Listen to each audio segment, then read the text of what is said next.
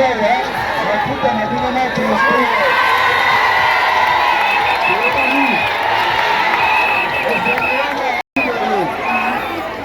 na momoni bino yale kaka muziki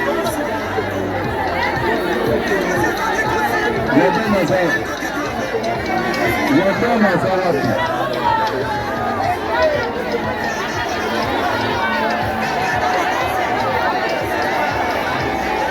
Dozoza mafuta na bino na transport toza na ndako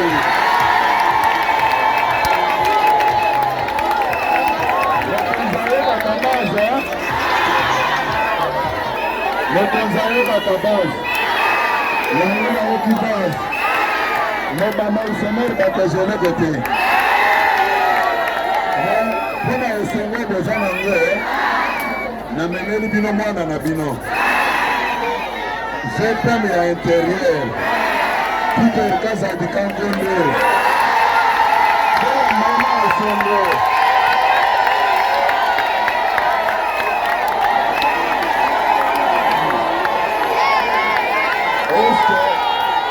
nazeli bino moto ya balabala nazeli bino to mwana ndagoti mpe ya mbaina esengo ayoka kopase banana bazala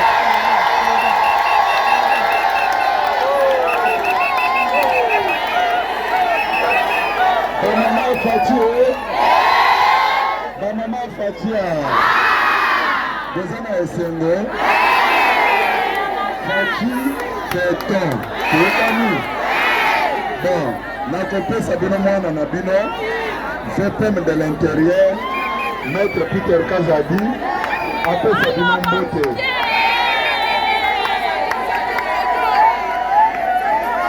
bamama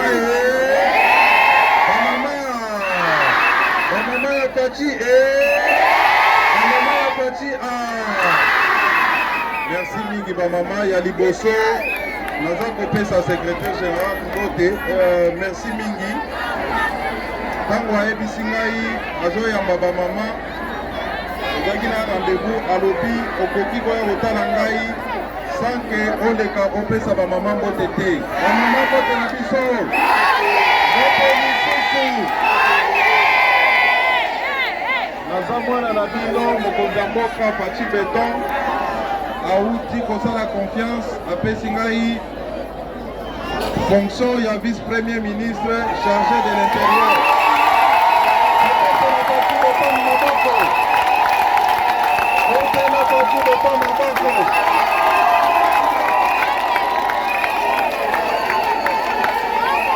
yango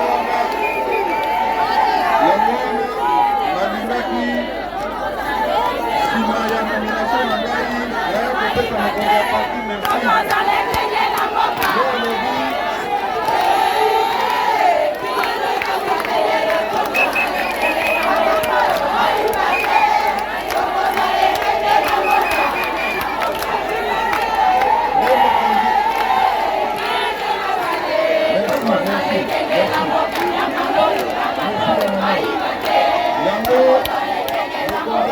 alobi merci okopesa ngai te nazomema oyo na base esika bamama basangani batya olupemba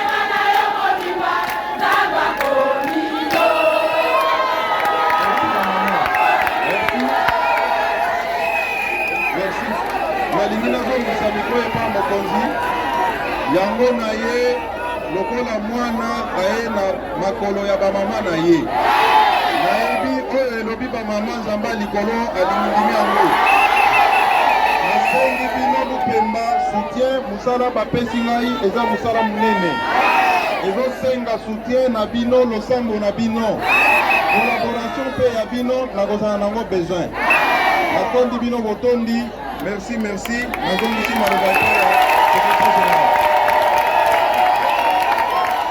Pese viva! Bamama Fachi viva!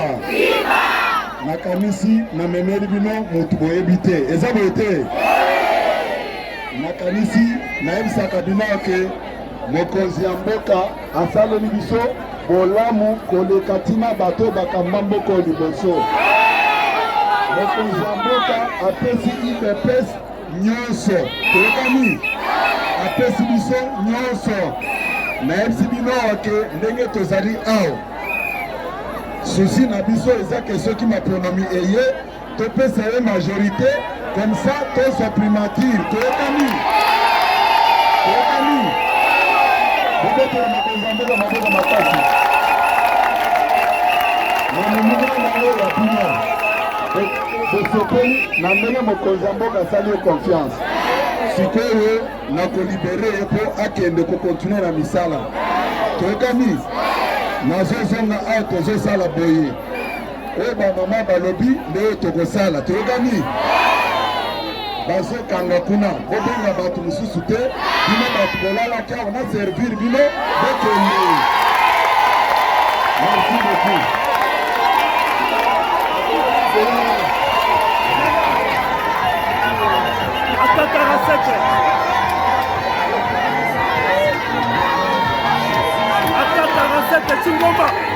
Chingoma, Yakamamo.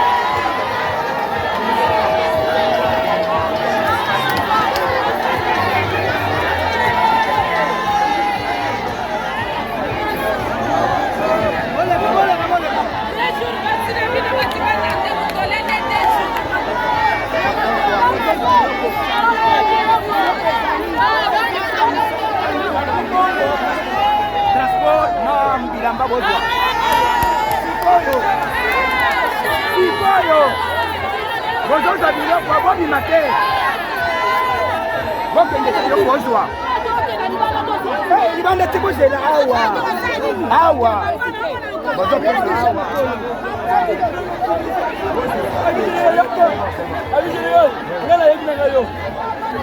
Bokende te biloko banka bolawa. C'est bon. Donc on a bien les bouillons, c'est ça.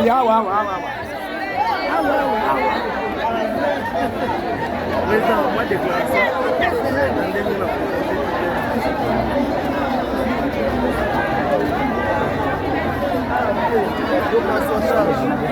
Badimine bande après. La tête tout droit. Ça va. Badimine bande.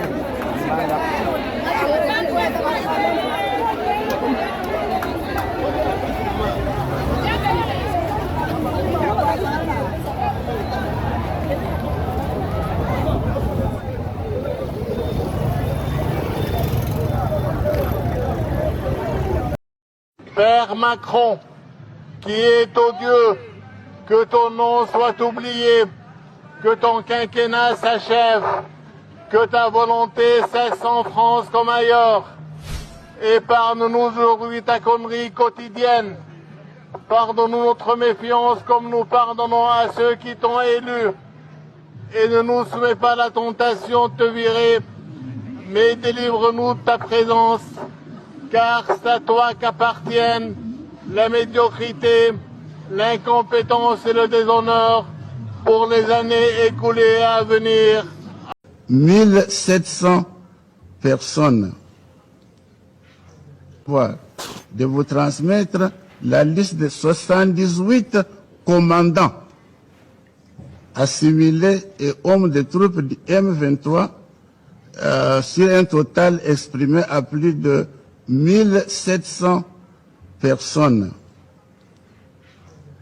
non éligibles à l'intégration au sein de FARDC, élaboré à la demande du ministre ougandais de la Défense, le docteur Crispus Kiyonga, à l'issue des séances de travail qu'il a présidées avec une délégation de M23 le 11 et 12 septembre 2013 à Mbarara, en Ouganda.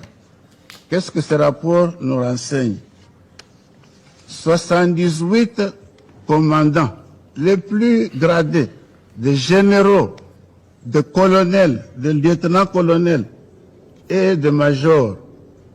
Sur les 78, il n'y a qu'un seul capitaine. Tous les autres sont des officiers supérieurs.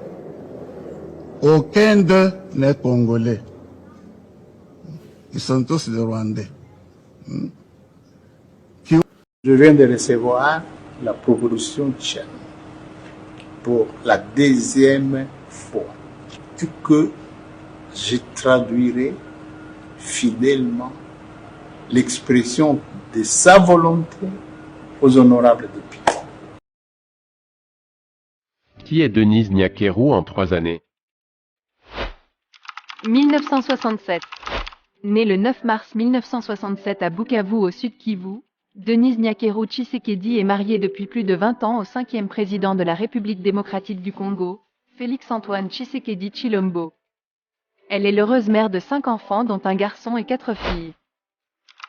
Orpheline de père et de mère, en 1967, soit 9 mois après sa naissance, elle a été recueillie avec ses frères et sœurs à Kinshasa par son oncle maternel, aumônier catholique des forces armées zaïroises, l'abbé Sylvestre Ngami Mudawa qui les a adoptés et élevés. 1985. À l'âge de 18 ans, en 1985, l'oncle bienfaiteur meurt dans un accident de la circulation. Cet épisode tragique, loin de la fragiliser, l'a rendue plus forte et a conforté son espérance en la vie. Elle obtient son diplôme d'État et poursuit ses études en Belgique où par la suite elle entame une carrière de soignante. Une profession empreinte d'altruisme, de respect, de solidarité et de générosité, des valeurs qui l'ont construite, qui la définissent et qui présideront au choix de ses futurs engagements sociaux. 2018. Depuis l'accession de son époux à la magistrature suprême de la République démocratique du Congo, celle qu'on appelle désormais la très distinguée Première Dame, s'investit dans la valorisation de la femme et de la fille congolaise à travers sa fondation, Fondation Denise Nyakeru Tshisekedi. Nommée ambassadrice de bonne volonté du Fonds mondial pour la population, UNFPA, en mai 2019, pour la lutte contre les violences basées sur le genre et l'autonomisation de la femme, elle a également été désignée championne mondiale de la prévention de la violence sexuelle liée au conflit, par le bureau du représentant spécial du secrétaire général des Nations Unies chargé de cette question, en décembre 2019. Ce titre, loin d'être une récompense, est une mission, celle de porter la voix des victimes de ce fléau au plus haut niveau des institutions tant nationales, régionales que mondiales avec les Nations Unies.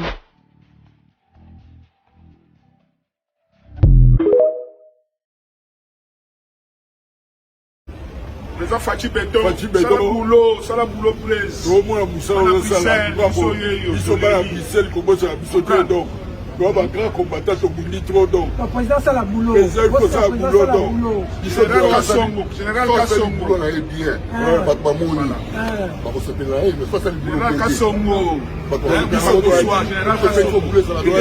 Président Fachi Barbi, si vous allez Boulot bien, vous allez bêter maman. Vous allez bêter, vous allez faire la question.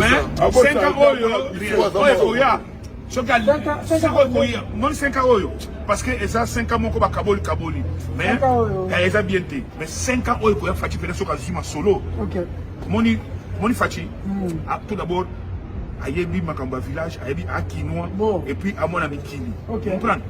Fachi c'est un leader. Moni Fachi pas la fanatique. Tu comprends? Mais naïb que Fachi a coupé taper ma solo sur ma ticket les 4-5 ans. Alors ça le système. Mais pour ça système il faut que bien la battement tout en entourage c'est faut tout faut que bien ngana.